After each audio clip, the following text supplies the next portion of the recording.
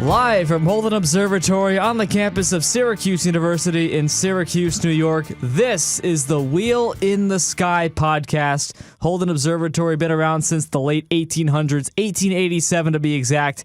I don't think it's seen a show quite like this. Alongside Chris Lauk, I'm Cory Berberian talking about the Red Planet today. How you doing, Chris? Doing great. And I don't think Holden Observatory has seen any sort of podcast action. It's basically just for labs in astronomy, but I think it's a good turnaround for a Holden Observatory. Have you done the pre-lab for this show? Of course I have. Did the lab too. Well, we're doing this lab for this show. The exploration of Mars, certainly one of the more pressing issues as far as space exploration is concerned, facing us as humans for our future.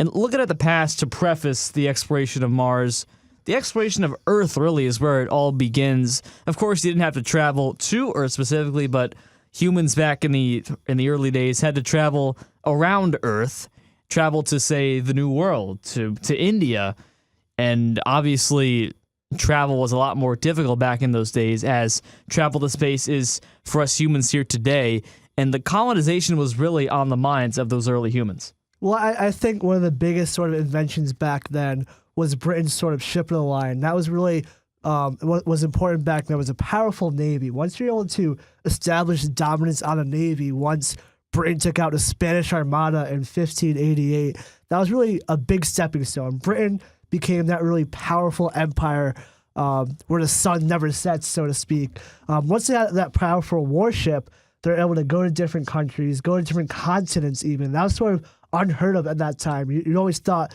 hey, let's just conquer what's known of the world, Europe and parts of Asia. No, let's go to the New World. Let's go to what we thought was India, but it's really the New World. And you go from colonizing Earth to trying to get to the moon. Not colonizing the moon, but the space race, the beginning of the Cold War, 1957, the Soviet Union launches Sputnik in 1969. Neil Armstrong and company land on the moon 12 years later, nearly a decade and a half of a space race. That wasn't to colonize the moon. That was really just a flex, just to say, hey, we can launch from our home country and land on a pile of rock, essentially, 250,000 miles away. And that was really just the start of space exploration as a whole. Well, like we said, we kind of just talked about how people were just fine colonizing different parts of Earth, which is fine because you don't know what the whole world has to offer. But now that you kind of know what the whole world has to offer, you start to look other places. And I think what really sped up space travel or space exploration was World War II when the U.S. dropped the A-bomb on Hiroshima and Nagasaki. That was kind of a big that was like the U.S.'s first flex. We weren't really too powerful of a country then. Yeah, we kind of helped end World War I. Then World War II came in, we helped end that.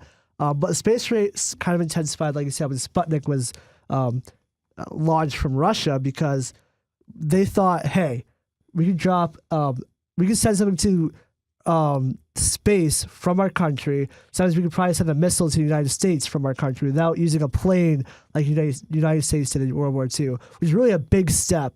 If you don't have to use a plane, use your own resources, risking your own human life, that's really a big step towards warfare. Yeah, and the moon, now people haven't really ever talked about living on the moon, colonizing Correct. the moon. Now, It's inhabitable. There's nothing there. You see pictures, a couple craters here and there. There's nothing there. Yeah, pretty much. I mean, people think the moon's made out of cheese, so That's very I don't true. even know. So the astronauts, Armstrong and company, have walked on the moon. They spent a couple days on the moon, so it's certainly a place where people have been before, but no one ever considered living there. But with Correct. Mars, the case is different. And with Mars, we've had many missions go to Mars starting in the mid-1960s. We've got 10 active missions today, including the new InSight, which launched back in mid-May and landed just a couple of weeks ago on November 26th. Yeah, that's literally a half a year for you to go from Earth to Mars, not mentioning Mars to home again. But the thing about InSight that's really cool, it's different from like Mariner 3, which was the first exploration in 64, is that Mariner 3 kind of like was able to drive around on Mars, take pictures, see what's there, see the different topography and terrain that Mars has to offer. But InSight, this is the first one that's kind of going to stay in place. It's really going to dig deeper and see the geology of Mars, what Mars has below the surface than what we're used to seeing, and see if there is more than just that ice form of water we think there is there on Mars that helps us potentially colonize there one day. Yeah, so it seems like you got the Curiosity rover, probably the most famous Mars rover, still active today, one of 10 active Mars missions in space exploration currently, including the InSight. But as you said, the InSight looking for more of the geology part. We've got multiple rovers looking at the pictures. But with this geology studies, do you think that is, astronomers are trying to get the answer more in depth? Can humans live on Mars? How habitable is this new planet? Well, I think that's exactly what they're starting to do, Sir, you can take pictures all you want, but it only grazes the surface, quite literally. But it doesn't really show you what's beneath the Earth, or beneath Mars, excuse me. Because on Earth, we know if you dig deep enough, you're going to find plenty of water. Because, once it rains, it's permeable enough, it goes into the ground. And a lot of wells are built underground.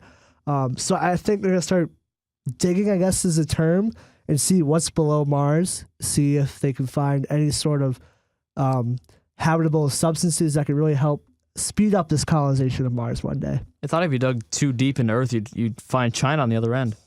Supposedly, that's what I was told as a kid. Yeah, perhaps it'll be the same on Mars. And maybe you go back to Earth. You never know. Yeah, maybe you dig all your way back to Earth, find a black hole or something, a little warp zone. You go right back to Earth. Yeah, that's what I'd love to see. Well, for Wouldn't Mars, be that easy. Yeah, for Mars at least, it's certainly an uphill climb to try to find any evidence that planet's habitable. Obviously, it's far too cold on average to live. The atmosphere is very thin, and they don't even have water. There's just ice on the planet that's been found so far. So the observations that the new InSight rover, it would have to be tremendous to try to change the course of public opinion there. Well, here's the thing I've always thought about. I remember when I was younger, there was a picture of a spaceship.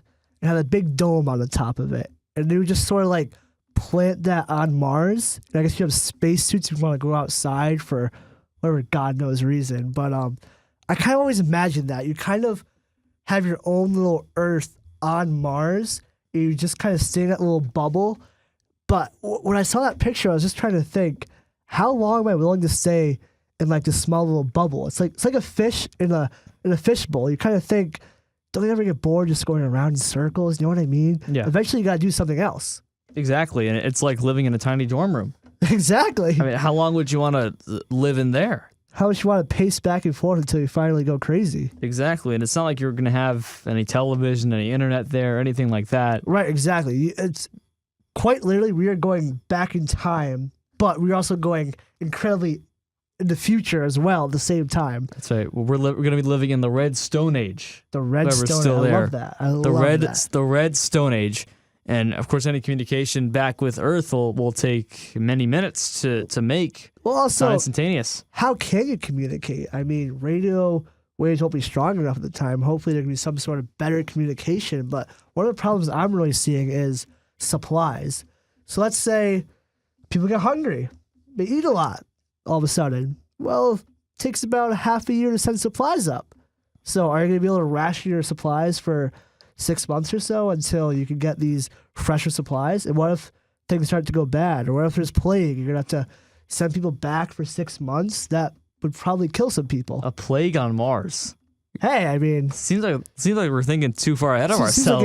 Seems like a sci-fi movie we're thinking of, So for that, the cost also plays in because you have to send these things. We obviously have these missions to go to the International Space Station, the ISS, to send food and supplies there. But that's something we've done many times before, and it's nothing like going to Mars. So not only does it take half a year, the ISS is a lot closer. It's still more or less in Earth's atmosphere.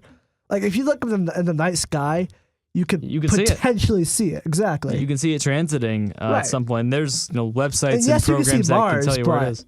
It's significantly farther away. Well, it seems like just another star. Mars is really, correct. Except when it's like the closest. Then you can see a little bit of the red. You got a telescope, you can make it out clearly, but that's about it. And when you look at the ISS compared to a mission to Mars, not only is it going to take much longer at 6 months, it's going to be far more expensive. And another question: how do you get it back? Like Right. you can't launch it back from Mars. And one of the things I'm seeing, if this wants to be a reality for humans, we got to start thinking about here on Earth before we can really do any of this. There's still a lot of problems here on Earth. I mean, in some countries, women still can't even drive or vote. I mean, if we're actually going to make this step forward, we have to actually figure out some of the problems on Earth. And then once you're able to do that, work together as mankind, and then kind of push the progression forward. I think once we start working together, it's going to really sort of push further and push quicker. Because like we saw in the past, we needed some sort of human disasters like the Cold War or World War II in order to start thinking about space. And now with Donald Trump's sort of Space Force, maybe that will, not saying I'm in favor of it or anything, but I'm just saying maybe that will push Russia to maybe flex on us, just like they flexed on us originally with Sputnik. Maybe that's Trump's move to say, hey, we're going to start doing this. Maybe Russia will respond with something in the future. Now, what even is the Space Force? You hear about it a couple of times, then I haven't heard from it since. Like, I is that haven't even heard a thing? about it since Trump's speech, really. I haven't heard any funding going towards it. I haven't heard anything really being done about it. But let me tell you, once it was first said, everyone was like, oh my God, what is going on? Because why? Because the Space Force is just an utterly ridiculous idea in their minds, or the fact that, hey, we're actually going back into space? I think it was just an excuse to laugh at the president personally, but I mean, hey, if he can make it happen, all the power to him. I would love to start seeing a little more push for sort of this space exploration. That brings us to our next point. Who's funding this? Because this is a country with NASA having a diminished budget. Military defense spending is on the up and up, and NASA's funding has been on the way down for quite some time, and haven't made any moon explorations since 1972. Mm-hmm. And you do have 10 active missions to Mars, but all the talk we're seeing right now is of people like Elon Musk, SpaceX, and other private organizations to try to get the funding to go onto Mars. Do you see it not being a government that potentially gets there first, that makes the biggest move? I think the government has more of the materials, more of the resources to get there quicker, but governments also have a lot more to worry about than certain companies. I mean, NASA, they're in their mission statement is literally talking about just space. For the United States, a government has to worry about their people, what's going to harm them, medical issues, stuff like that. There's so many different factors for governments to worry about. So I'm saying, if we start cutting back on defense, start being more of a safer world, start trying to care for each other, to start maybe solving problems in the Middle East, stuff like that, and cutting back in defense, we could probably start putting more funding towards space and start seeing how far humans can really go into space. And that brings up the point of, I think it was Bill Nye who tweeted the other day that exploration and colonization on Mars is ridiculous because we should be improving Earth, and that plays into your point.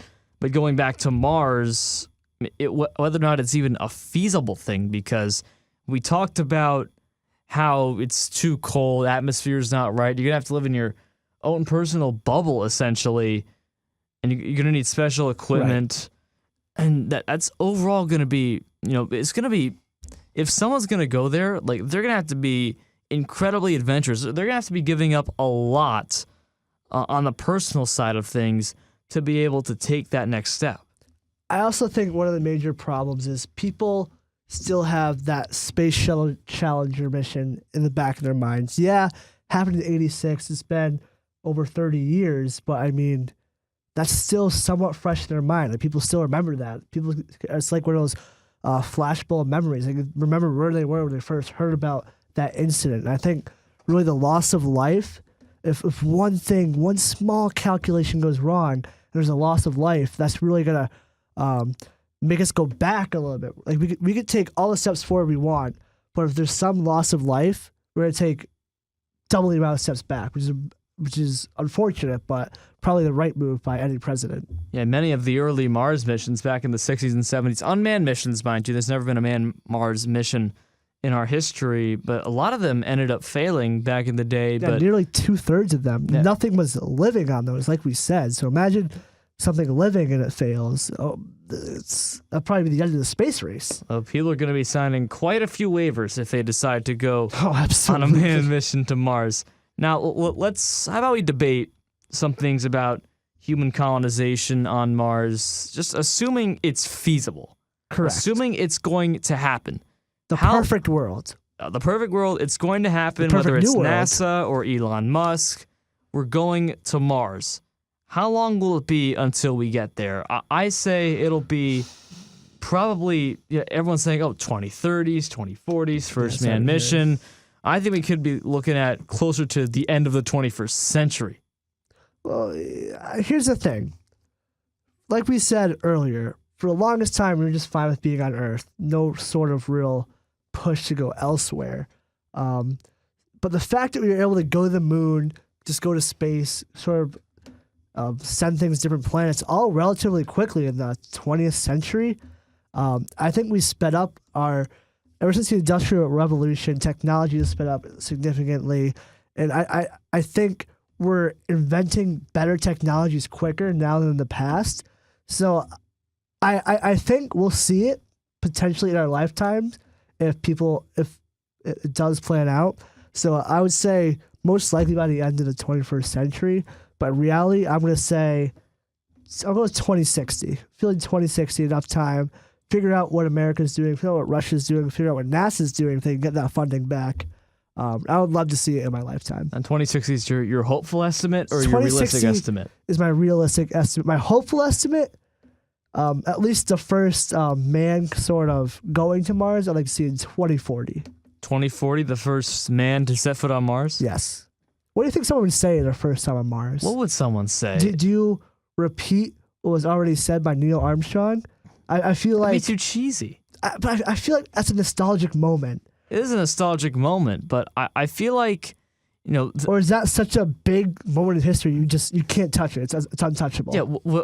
When the first person sets foot on Mars, how will it compare to the moon landing as far as its place in world history, its significance in world history? Where's that gonna sit? I think Mars is definitely gonna be bigger. I mean, the moon's closer. Mars is well over double the distance away. I mean, if you can get to the moon, all the power to you. We can see the moon. It looks pretty big at any given night, but Mars is a tiny little dot. I think Mars would be a much bigger sort of achievement for whoever is able to get there. But at the time in the 1960s, 1969, landing on the moon, and you couple that in with the beginning of the Cold War, the height of the Cold War, really, with the Soviet Union and the United States, that at the time was just so monumental. It wasn't as big of an achievement with today's technology, Correct. but for that time, that was essentially our Mars mission of the time. I think it's going to depend on if there's any sort of tension, any sort of needing to flex, as to say, on other countries at the time. If we're still, questionable relations with Russia and sort of still battling, I think, yeah, it could be just as big. But I think if we sort of all work together, well, actually, no, I think if we all work together, I think it's even bigger. If we're able to send like a couple American astronauts, a couple Russian astronauts, a couple British astronauts, a couple Chinese, whatever, we all work together, I think that'd be really a huge step for mankind. You don't really hear about the countries that are involved in it. You don't hear about which country will get there first. It's more of just who's going to get there first. Are we Correct. going to get there? When are we going to get there? Right. I mean, it's just really a big question that I would love to see happen. I think there's a lot of potential, but I think one of the first steps is we need to start collaborating and working together instead of saying, hey, I got here. What are you going to do about it? You have to work together and be like, hey, we got here. So what's the next step? How can you contribute? How can I contribute? And on the way to Mars, whoever is going to say the first words will have, right now, at least a few months to think about it. With today's technology, it'll take about half a year to think about what their first words are going to be. Obviously, a lot of time to dawdle on it, but what else will they do? How will they pass 6 months worth of time in a tiny spacecraft? Well, like we said, you can't really watch TV, can't play video games. Like we said, it's going to be going back in time a bit. You're going to be going quote unquote outside to play with your friends. It's not gonna really be outside, but you're gonna be leaving like your little tiny cabin room, The scary outdoors. to go play with people on the bridge, play some card games. Probably a lot of drinking will be involved. I mean, can't do that sober. I mean, come on, Cards Corey. with zero gravity. Cards with zero gravity. There's gonna be some sort of gravity on the ship, I'd imagine. Well, Once we build that technology. I think that, far out idea, the ship or the device used to go to Mars should have stuff like television and video games already embedded inside of it, just to make the lives of the astronauts more manageable for 6 months. Hey, What do you think? I mean, there's a Brad Paisley song I love. It's called "Welcome to the Future," and he talks about how when he was a kid, he wished he could watch TV on long car rides. Well, guess what? Not nearly like 20, 25 years later, he can do that. So, I mean, I think eventually we will be able to have some sort of devices on this spaceship that goes to Mars, but let's make sure we get there first, Don't want to jump the gun too quickly. What year was that Brad Paisley song made? Because minivans have had TVs for quite some time. He's never had a minivan before? Well, I can double check that. I think it was early 2000s. 2004 one sticks out in my mind. Okay, they've definitely had minivans with TVs back then. I don't think so. You don't think I so? think it's a fairly new concept. I think we take it for Really? granted as kids. No way. But yeah, I think it's a fairly new concept. Well, let's see. Let's I look when the song Can is made. Google that for you. All right, let's see. Brad Paisley. Is it one of his most famous songs? I think it's up there, personally. 2009. 2009? Okay. So no, there were not. It's definitely been okay, around in so 2009. hold on. That's when the song was written, but he's talking about when he was younger. Oh, when he was younger? When was he born? He's in his 50s, so. He's in his 50s? Yeah. Is that old? He's not a young guy. He's been around for a while. How old is Brad Paisley? Brad Paisley is 46. Sorry. Okay, so back in the 70s. I'm sorry, Brad. All right, okay, yeah, back in the 70s. Okay. I misunderstood what you were saying.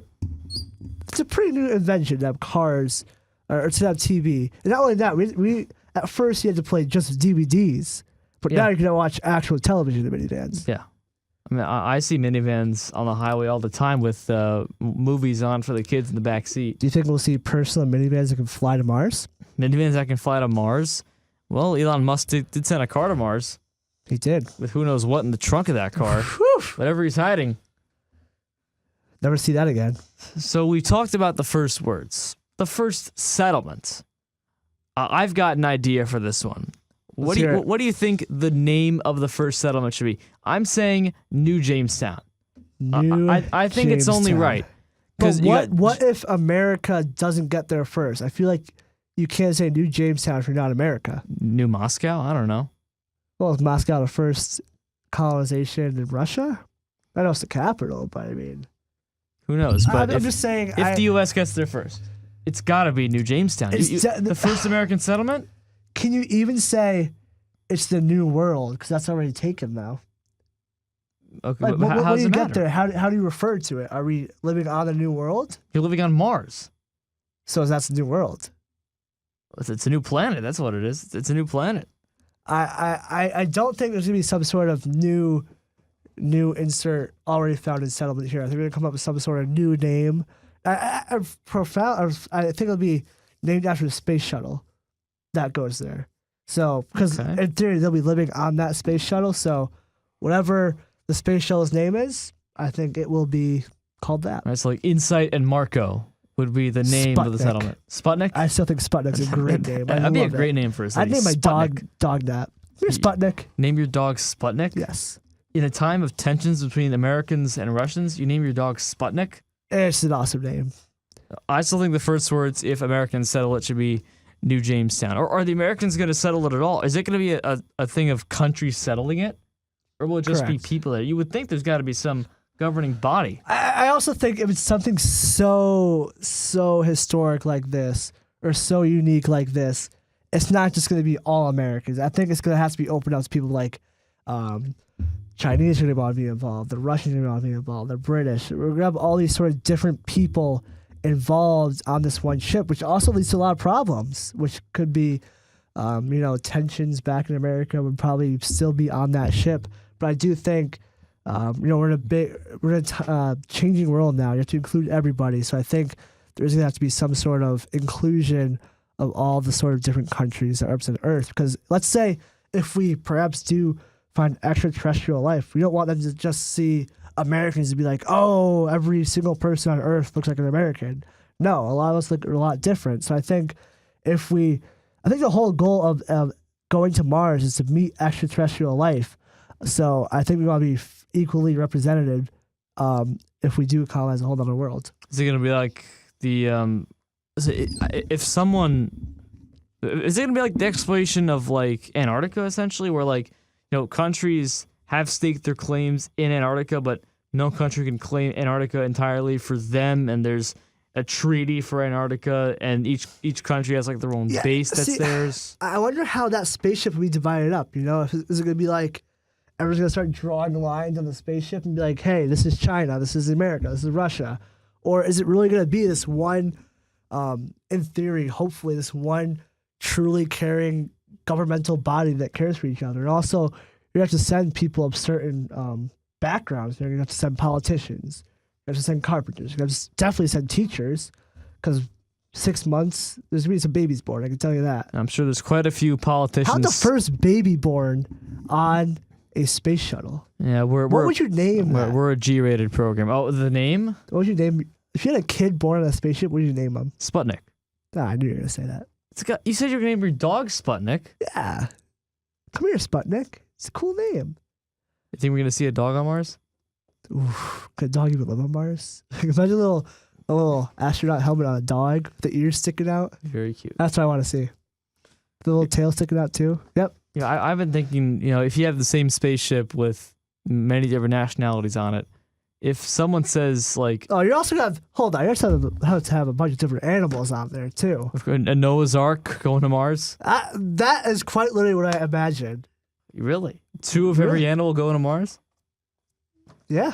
The spaceship can't be that big. You gotta live. Oh, that's what I'm saying. If it's small, you're gonna get bored. Well, yeah, but you think about it, it's gonna take forever to get to Mars. That's what I'm saying. If it's a big spaceship. Do you think these rovers are little tiny things? We kind of talked about it in class a little bit, but do you think? Let's say me and you are going to Mars. Do you think it'll be in our lifetime we reach there, or are we gonna die off and have to tell our kids, "Hey, we're from a different planet.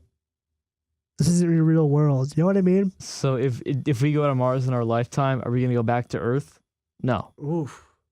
Is that what you're saying? No, I'm saying like, what if? Do you think we will go through different generations getting to Mars, like on the voyage there? We go through different. So are you saying that we'll spend enough time on the way to Mars that we'll have kids? Yeah, and other generations of people. Oh, so you're saying it'll take decades just to get to Mars? It'll take decades on the way to Mars? Yeah. I can't imagine it'll take that long. I can't imagine either, but imagine telling your kid, hey, if I'm having a kid born, let's say it takes 10 years. I'm not saying it will. You should tell your kid, hey, this isn't really where you're from. Imagine like having, like I've got a kid. I've got kids. I got a family. I'm middle-aged and I want to go to Mars. Yeah. What kind of going away party is that going to be? Going away for life. Wow. Is there Skype on Mars? You better hope so. It's going to be some going away party like you're essentially dead to us. I mean, I go away for college for a couple months. I miss people back home. So I can't imagine 6 months just to get there. Jeez. 6 months just to get there, then you spend the rest of your life. How possible is it? How plausible is it that people will be able to come and go from Mars? Well, I think that talks about something people have talked about. It's a space elevator. Space elevator? Explain. Well, a giant elevator linking you never Earth heard of that and before? Mars? I've heard people talk about it. Not to Mars, but to the ISS. To the ISS? Yeah. Well, considering the different orbits that Earth and Mars take. Hey, I'm not saying it's going to happen. I'm just saying I've heard it's been talked about. The distance in between Earth and Mars, or the ISS and Mars with the orbits, because ISS orbits the Earth. Correct. It's constantly changing by thousands, maybe millions of miles. Yeah, I mean, I'm not saying it would happen. I think it would be cool if it happened. I heard it been talked about before. That's only in sci-fi movies. Oh, of course. How is that plausible? Like, I'd like to see the science behind that. Hey, the whole ship I've been talking about. There's actually a sci-fi show I used to watch. Pretty little personal culture into this. It's called Stargate Universe. So I'm sure Professor Freeman's probably watched it. So these people, they're from Earth. They're on a ship called Prometheus. Great name of a ship, let me add. And they just kind of like live on this ship, meeting other aliens or extraterrestrial beings. And that's how I literally imagine this voyage being. You're stuck on this ship. You cannot go anywhere because outside in space, there's nothing there.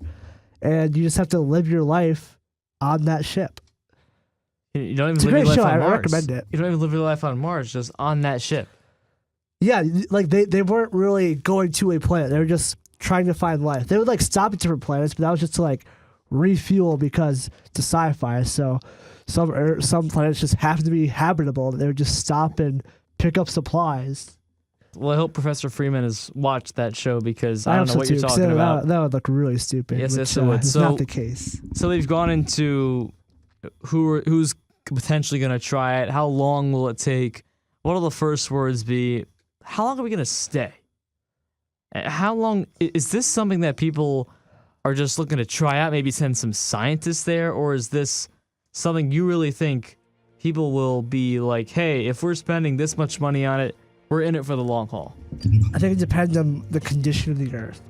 You know, there is that recent climate change paper that came out. People are saying, oh, you know, blah blah blah. We only have 20 years until the sea levels start rising. I think if nothing is done, that does happen, and people on the coast have to start moving inland, or Earth starts getting crowded, then they might have to start this exploration a little quicker. Maybe to just put people on a different planet temporarily, which sounds kind of weird, but like if you physically run out of place on Earth, there's not much more you can do. You know what I mean?